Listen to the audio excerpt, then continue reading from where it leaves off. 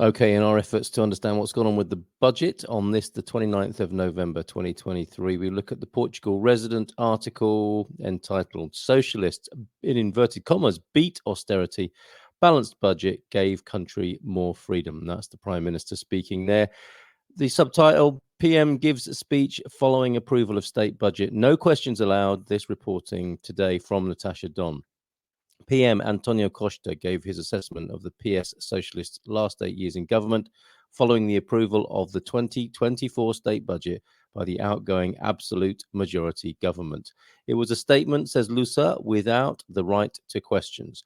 Mr. Costa said in 2024, the Portuguese people will have a budget that continues the trajectory of improving incomes, that promotes investment and protects the future. Over the last 8 years, it has been possible to demonstrate that an economic policy that invests in more jobs, more qualifications, and more innovation will also lead to more business investment and greater export capacity. Over the last 8 years, Portugal has turned the page on austerity. There's a quote, turned the page on austerity, and the country has moved away from excessive deficits to a situation of solid and calm budgetary stability, end quote. A situation which, in the Prime Minister's view, again, another quote, now increases the freedom of political choices. Another quote, the country has more capacity, more freedom, and will certainly be able to pursue a path of continued improvement, end quote.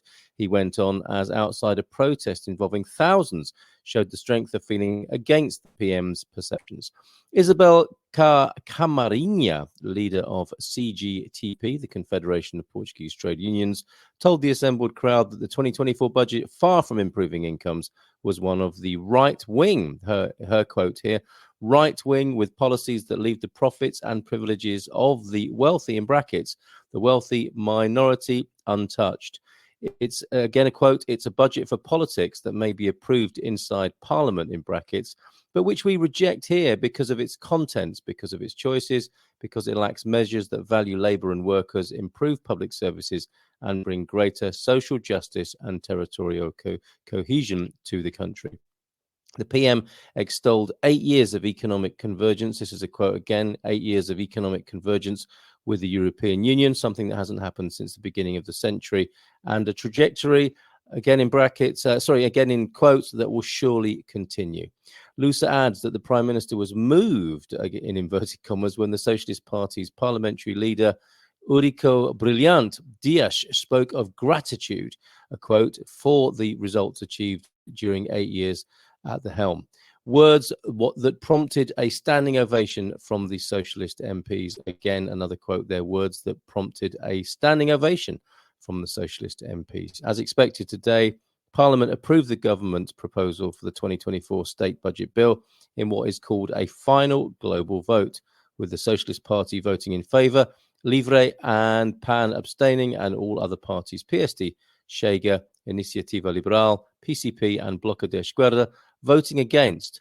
Within days, the government will be officially dismissed as the country now girds itself for the prospects of a legislative election on March the 10th.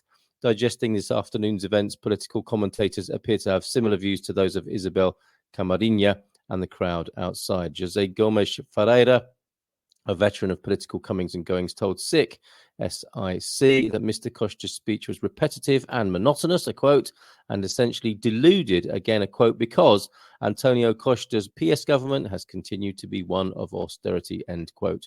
He added that the state budget, such as it has turned out, has become electioneering that distributes benefits on the one hand, but indirectly takes a horrendous amount of money from companies and families. He actually suggested that people don't quite realize what is going to fall on them. This is a quote. People don't quite realize what is going to fall on them. It will be 38% of GDP in tax burden. It has never been like this in Portugal. They're going to take taxes, little taxes, end quote, forcing everyday people to have to take consumption decisions. That's a quote, consumption decisions in order to cope. Natasha.don at portugalresident.com if you want to respond directly to Natasha. There aren't any comments here on the Portugal Resident online pages of news reporting, but you can discuss this at gmpvip.com, and the link for that will be attached to this podcast.